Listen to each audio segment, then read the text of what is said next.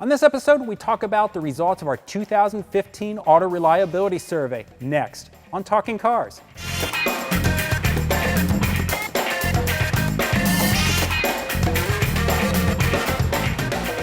Hi everybody, and welcome to Talking Cars with Consumer Reports. I'm Tom Mutchler. I'm Mark Reckton. And I'm Jake Fisher. Reliability. It's a very important subject for buyers of a new car, and it's very important for us here at Consumer Reports. It's that time of year when we release the results of our annual reliability survey, this time for 2015. Mark, there's some new stuff that we did this year, isn't there? Absolutely.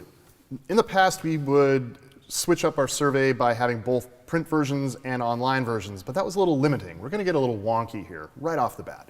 This year, we did only online surveys, and that reduced the number of responses by a little bit. But in response, we have way more granular data. We have actual verbatims, write-ins from people that actually detail the problems, whereas in the past, it might just say engine minor. Well, now we get to find out how minor, in the words of our own readers. It's describing what exactly went wrong. I think it's an epic data set to work with. No, it's a terrific resource. And if you go at consumerreports.org, we have reliability data on literally hundreds and hundreds of cars going back a decade.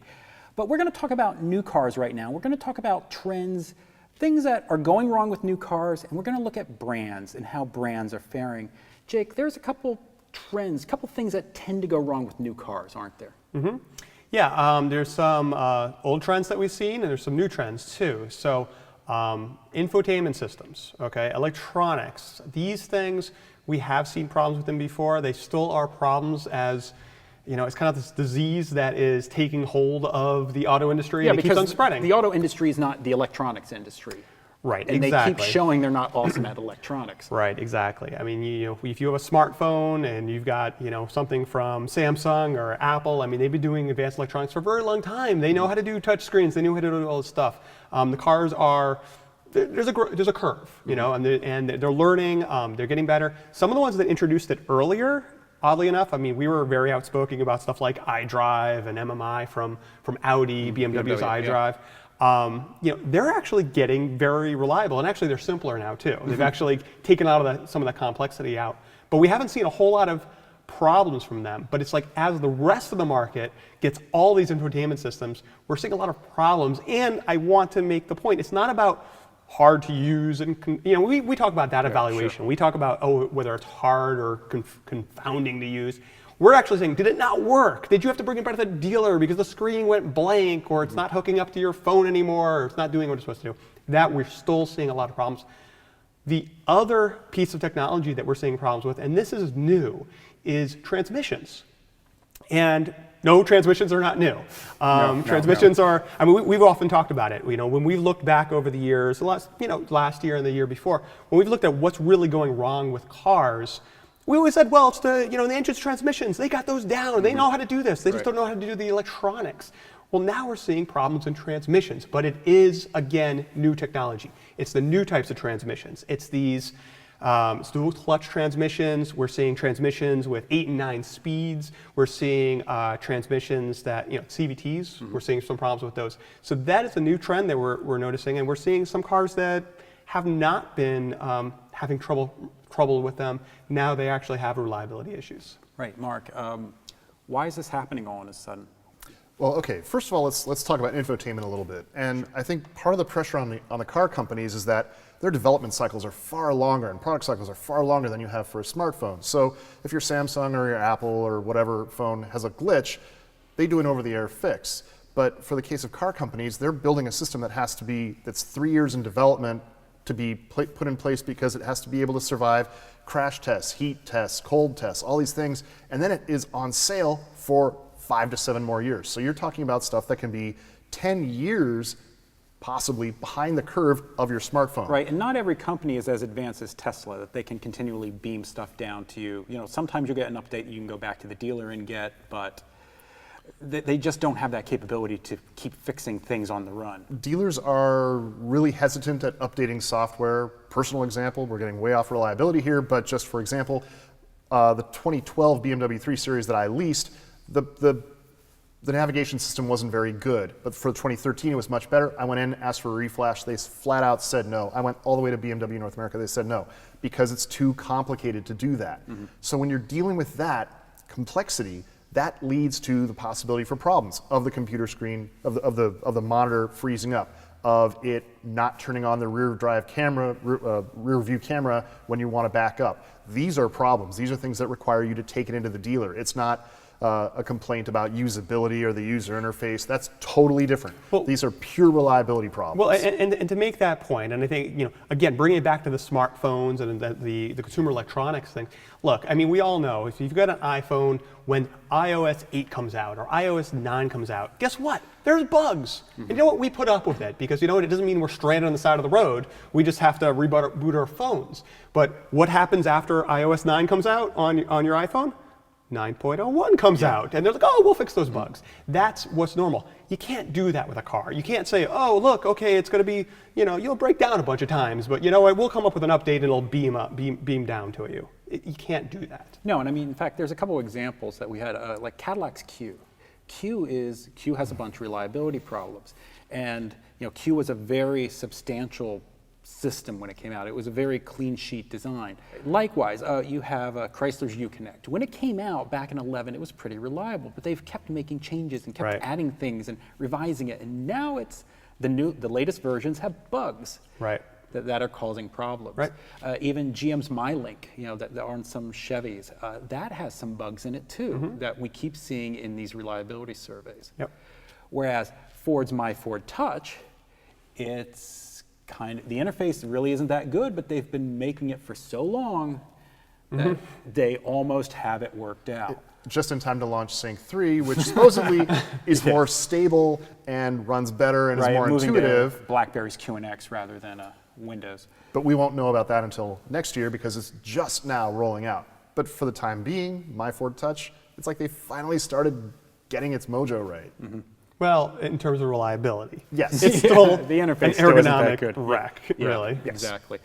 Let's go back to talking about those transmissions. Okay. So you have car companies with higher CAFE standards trying to find ways to eke out higher fuel economy. So they're going to very high-tech transmission solutions, dual clutch transmissions, CVTs, 9-speed automatics.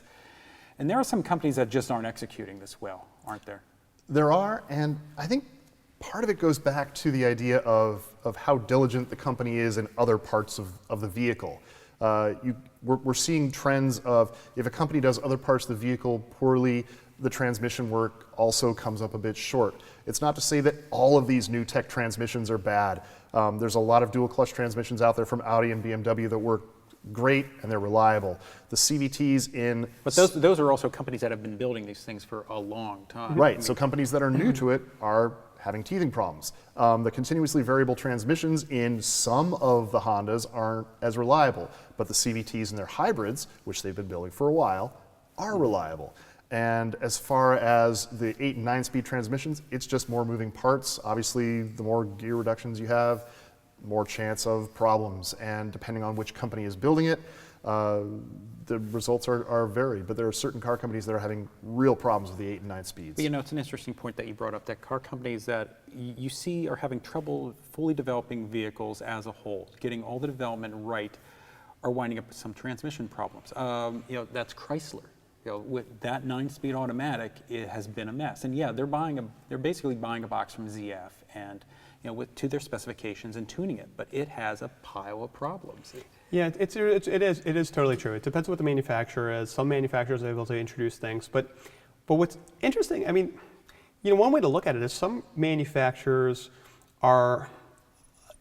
they go a little bit quicker in terms of technologies. They're trying to do all these things. I mean, you look at a manufacturer like Toyota, right? I mean, I guess, okay, is Toyota innovative? Is Lexus innovative? Well, I guess you could sort of say they are, but they're actually very conservative.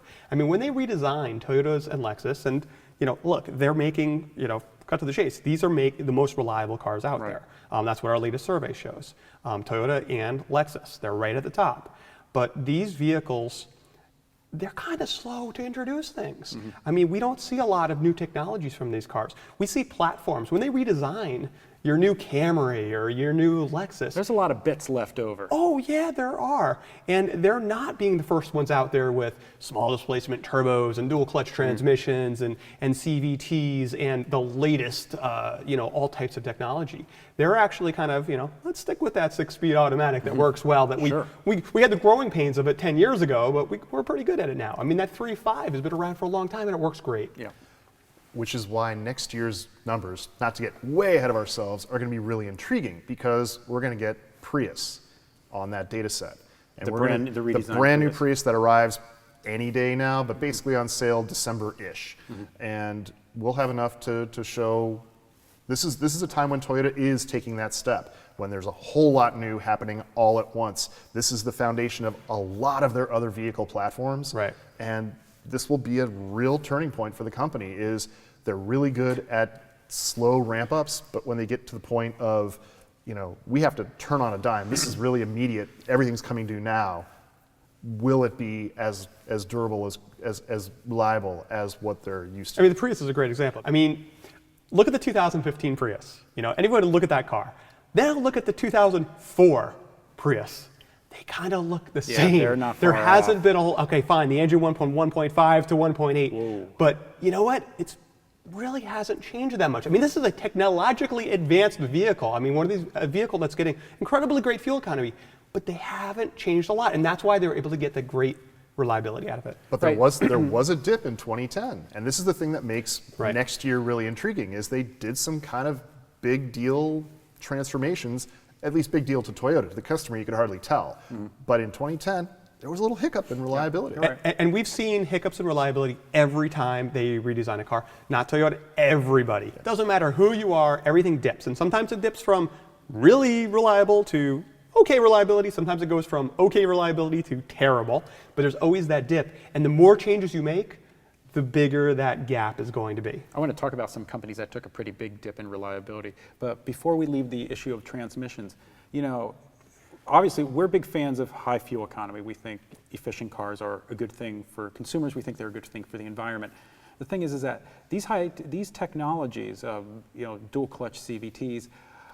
Dual clutch CVTs, that's a new one. It's amazing. You just came up with that. You should patent that. I should patent that. It's my ticket out of here. The thing is that you have car companies that can pull Mazda. You have car companies that can pull this stuff off with 6-speed automatics and pretty mundane engine technology. So it kind of makes I don't think you wonder. Mazda would really care. Well, I'm to be sure called. they wouldn't. But yeah. We're saying it in a good way. I Yes. mean, and I love It is the a Mazda compliment, example yes. because the Mazda are putting out, there's no turbos, no small displacement turbos. Yep. They're 6-speed automatics. They're not dual clutch. They're not CVTs. And they're just kicking it in terms of fuel economy and performance and smoothness. And reliability. And reliability, Yep, exactly. they are showing that there's companies that can You very fully refine- develop cars. You refine what you know, bat. you refine it, and sure, they are doing some magic. They got some special sauce where they got some super high compression ratios going on. But I mean, it is not reinventing the wheel. They've just refined the wheel. Right. Let's talk about someone who is refining the wheel, and that's Lexus. Like you said, Lexus at the top of the ratings. Just very, very reliable cars. The curious thing is that Lexus right now is really the only Japanese luxury brand that you can say that for, because they've been slumping quite. The others, Acura and Infiniti, have been slumping quite a bit. Yeah, and this is where we're seeing a lot of the infotainment systems really having negatives, both for Infiniti and Acura. Acura, again, on the transmission side, the 8-speed transmission is having some real problems in certain of the cars, especially the TLX when it came out. But we're, Yeah, the it used to TLX be- was launched with a pair of bad transmissions. Both the 8-speed dual clutch and the 9-speed conventional automatic are a mess. So the whole idea of, well, if you get a reliable Japanese mainstream vehicle, then the luxury version will be even better, not holding true. No, because it used to be the time where you'd have someone come up to you and say, hey, should I get an Audi or should I get an Acura? And 5 years ago, that would have been a very different answer, because Audi's doing really well, aren't they? Yeah. It's very interesting because, I mean, where used to be is like, days before, right? I mean, you'd have the car, and it would be pretty reliable, and then you start adding on all that stuff on top of it, the power stuff and all that stuff, and those are the more things that go wrong. So the high-end vehicles were less reliable than the mom and pop version. Now it's everywhere, right? Right. So I mean, in terms of Acura, Honda's got having some stumbles, and Acura is worse. It's following that trend. But yeah, look at Volkswagen, Audi. It's gone the other way. More Audi. Well, Audi has gone the other way. So you go up to an Audi and you're getting a more reliable vehicle. Now, I mean, truth be, it's not like they're just taking Volkswagens and adding a bunch of equipment to it. I mean, the truth is that they're kind of designed a little bit differently. They're produced in different places. Certainly, they're built around different price points, and they're sourcing the vehicles differently. It's also helping that Audi has a pretty mature product lineup. I mean, That's true. Their products are all... Yeah, they've had a time to perfect it, but if we look at the brand scores, Volkswagen also improved markedly. I know it's not cool to be saying nice things about Volkswagen these days with their diesel problems, but from the perspective of reliability, when you look at both Volkswagen and Audi, they both improved. Well, Volkswagen jumped a few places. They're still not in the upper ranks, but they are definitely now much more to be considered. A lot of their individual products fall above average reliability. That's strong. Okay, I mean they're not way up there, but Audi is. Audi's number 3, Yeah. right behind Toyota, Lexus. I mean that is hugely That's significant. amazing. Who would have thought that? And it's not like this kind of like flash in the pan thing going on. I mean we've been talking about Audi just inching up in the brand ratings year after year after year. I mean this is going on 5 years. Where I mean this is a manufacturer that no one would trust them in terms of reliability. I remember going back in the old days, my dad's Audi Fox just being horrible. And Audi 5000s, just total junk cars. But when it broke the top 10, they're like, really? No, it'll go back down next year, and it just keeps on inching up in terms of reliability. There's another interesting side effect of Honda coming down in the ratings. Kia and Hyundai are going up to the point that Kia's actually beat Honda when it comes to reliability. That's another surprise that I think most people wouldn't. Yeah, well, I mean, both Hyundai and Kia, I mean, they have been on the rise. I mean, in terms of not just reliability, but in terms of their product, right? I mean, there's still people who are used to, Hyundais from 1985 the and the Excel. Excel, and they started out with such a terrible name, but I mean, they just over the years they've gotten styling down, they've gotten reliability, they've gotten they're fun to drive. I mean, they've really reinvented themselves. And now you look at Kia, and I still, I mean, no matter how much they try to explain it, I still can't figure out the difference between Hyundai and Kia. Like which one? It's like the Pontiac and the Oldsmobile. I'm like, I can't really work it out. Okay, I'm old, but but here's what we can say about reliability versus Hyundai and Kia is that usually Hyundai gets the stuff first, right? Then Kia gets it, and you'd think, oh well, poor Kia, they get the technology later. But in terms of reliability, that is good. It's not even just reliability, it's actually in terms of tuning the product. So, it's like Hyundai is kind of like the guinea pig, and then they work it all out for Kia in terms of reliability and refinement, and Kia is now building some really impressive vehicles. Right, actually, looking at our road test results, we saw that with the Santa Fe versus the Sorento. The Sorento is a more fully realized vehicle. That's right. And more reliable. As nice as the Santa Fe is, the Sorento is a nicer car. And yeah, it is more reliable. Another car company that's on the rise is Ford. Yeah, well, Ford, you were talking about it before, but in terms of having all new products, I mean, Ford was the poster child of this a couple of years ago. They came out with new platforms, new engines, new infotainment, the whole thing. And they went from really standing out of the pack in terms of the domestics, I mean, right up there with the Japanese, to just plummeting to the bottom of the barrel in terms of reliability. Because they came out with these clean sheet, extraordinarily high-tech cars. Exactly. Really desirable, great-looking cars. The Escape, the Fusion. Right. Focus, yeah.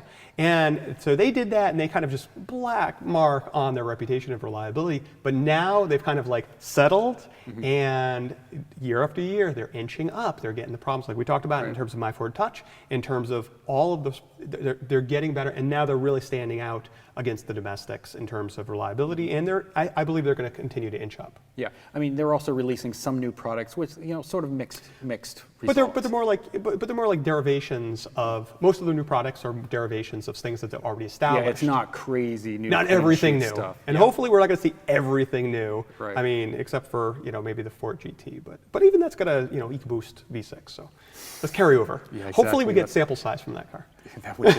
That'd be nice. Well, hang on a second. the F-150's new, and the Mustang's new. Aren't those all new products? Well, I mean, not really. I mean, we're talking clean sheet, clean sheet. I mean, they're carrying over powertrains, they're carrying over engines, not a whole lot new in terms of transmission. So, I mean, there is some new stuff, but I mean, we're talking about, you know, And my Ford Touch. yeah, my Ford Touch. That's right. They didn't even launch. They did not launch with They Sync didn't even 3. launch with Sync 3. So They hedged their bets. that's right. Yep. A company that just can't seem to get a break is Chrysler. There is not a reliable Ram, Fiat, or Jeep product in our survey. Yeah, and Fiat just can't seem to quite get its act together. I mean, they have these charming, cute cars, but boy, the verbatims, the write-ins we're getting from readers read like something from the 70s or the 50s. I mean, it still is, fix it again, Tony. And it's just, the It's outrage. replacing engines like that Yeah. that 1.4-liter turbo and the 6-speed dual clutch in the 500L. It's major componentry that's just being yanked out and replaced, and that's just, there is no place for that in today's automotive marketplace. Right. Yeah, exactly. I mean, they need to get the reliability back together in a very, very quickly because the reputation that they're going to have is just going to stick with them. Right. You know, especially when you have some I mean, people love Jeeps, but if you keep putting out Cherokees that are really unreliable, stuff Yeah. like that, it's just Grand You know, Cherokees. and when it comes to a Jeep Wrangler, it's like you could almost like forgive it because go over the mountains or whatever. It's like the Cherokee. I mean, this is a vehicle that you might replace your CR-V, which you didn't have to do anything but change the oil for 150,000 You're going to be pretty miles. mad if you replace your RAV4 with a Cherokee, Right. and you wind up with the number of problems that they wind up having. That's right. So once again, check out consumerreports.org. We have detailed information on hundreds and hundreds of different cars. You can find out how reliable your car is. As always, we appreciate you listening. We'll see you next time.